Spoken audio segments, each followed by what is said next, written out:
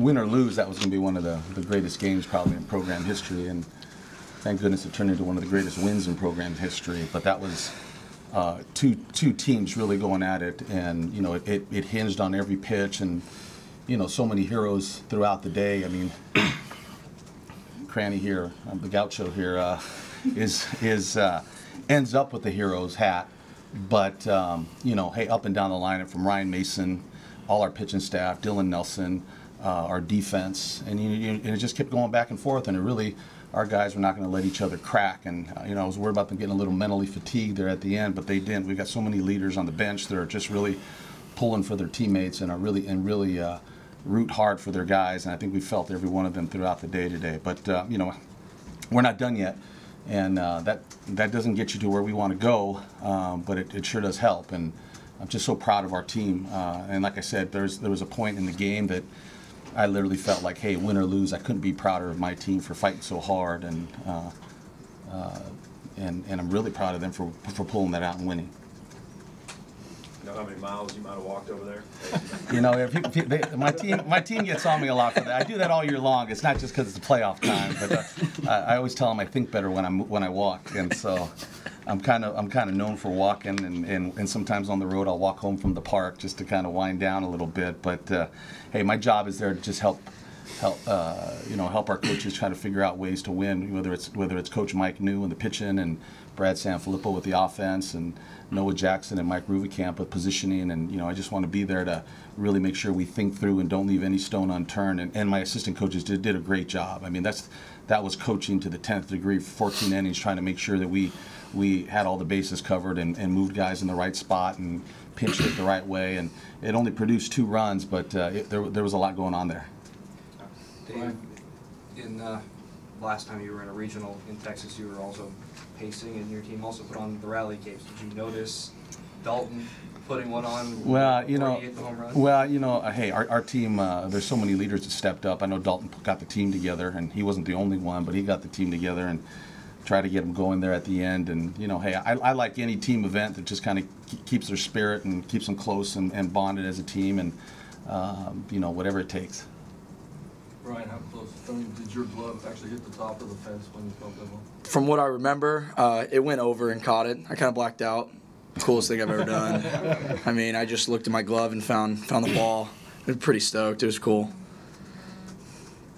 Dave, this kind of gets lost in the end of the game, but talking about the job that Ryan Mason did, the job shut down the lineup, pretty rough. Well, you know, they came out right at the start, and you know, a double play ball that we could have turned, and then a ball off our glove to score a run, and then he shut him down the rest of the way, you know, and that lineup is as good as any lineup that we face, and he had to kind of be on, and he's kind of dancing in and out of the zone and trying to get to the bottom of their bats and coming up with big pitches. We were going to take him out at one point, and Mike went out there to take him out, and he talked him out of it, and at one point, you know, when he came back, and I saw Mike walking back without taking the pitcher out, and I said, well, he talked him out of it there. But those are the moments sometimes you want to watch and see what kids do, you know. And I just kind of sat back. I said, you know, this is one of those moments you got to sit back and watch and see what happens. And he was able to get the out and get out of the inning. I'm so proud of him for, you know, the guts that he's shown, and he stood up for himself and for our team because he thought he wanted the ball in his hand. Mitchell, what did he say?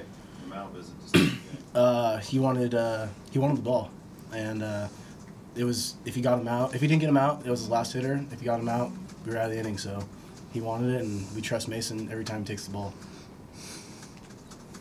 You can talk about just the coincidence that Brian makes the catch on Banks, and then the home run to win the game goes over Banks.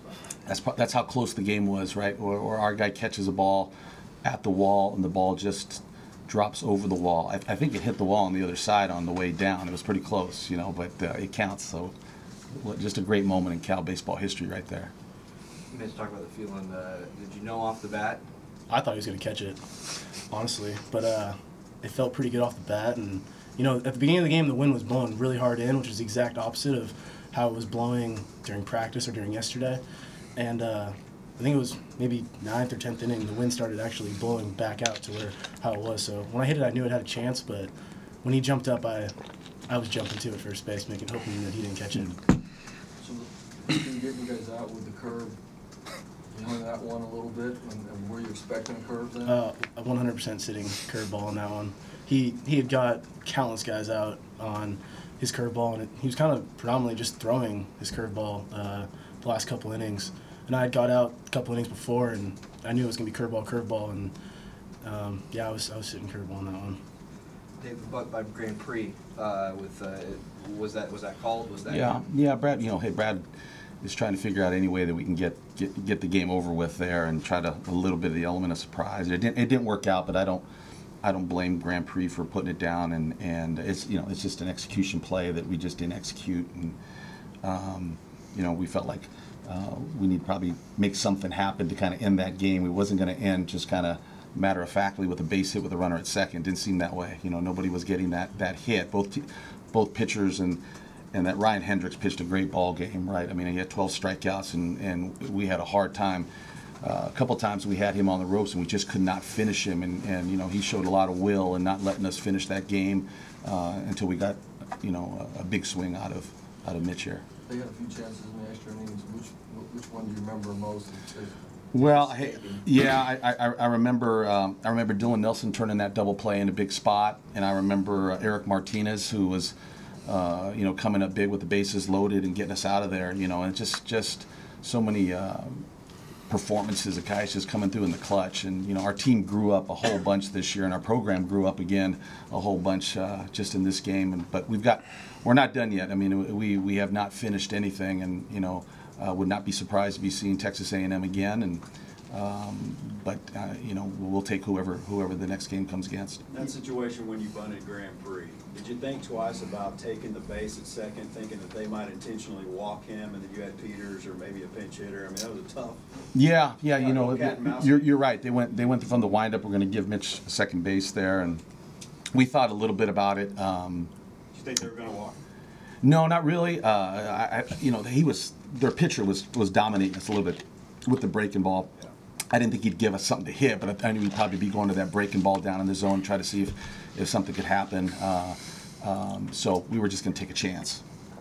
Mitch, as a hitter, did you notice that the strike zone sort of expanded away as Long kept working, and then how did you and Mason kind of manage that? Because it looked like you guys were able to buy strikes at least on the outer half.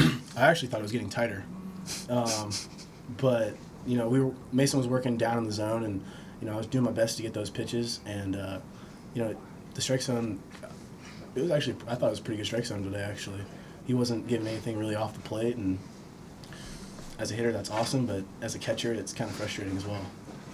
Dave, as a coach, the game kind of just goes on and on like that. You lose 17 runners on base. You sometimes you get the feeling that this may not be our day, or how do you kind of go through that, just continuously leaving runners on base and both teams doing that? Yeah, I didn't let my mind go there necessarily. I wanted to make sure that our team really felt that I'd been in that position before, and I could stay positive. And even if they were looking like maybe it's not our day, but they see their coach walking around trying to keep them positive, saying, hey, this is just the way. This is the way it goes when you go into someone else's ballpark. You don't get to win easily, and sometimes it's going to take a heroic effort, and this is just the way it is. And don't run away from it. Embrace it, and then let's figure out how to make it happen.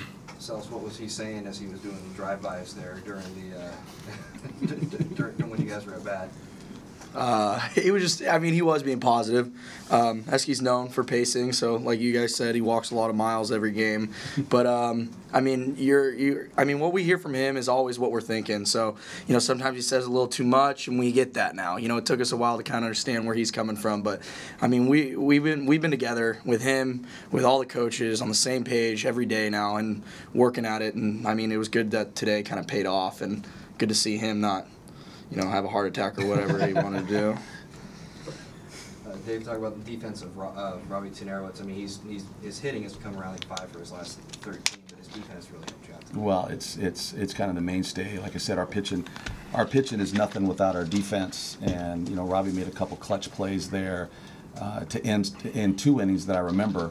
That when they hit it his way, we got a lot of confidence he's going to make that play. And I think even the ball that ricocheted off the pitcher was another big play to lead off an inning. So I know there was 3 or 4 plays there that were really big plays that he kind of anchored. Early on, when Ursig made that attempt, and it kind of it went behind Grand Prix, did that seem like it was going to be kind of what the game hinged on, at least at that point? Well, you worried a little bit because I think the crowd and they weren't able to communicate, because usually Grand Prix can let him know that he's going to be right in front of that ball and didn't have to dive, and we were a little worried that maybe that we just weren't going to have good communication on the infield. But I think that was the only mishap that we had that way, and I think we kind of settled down after that.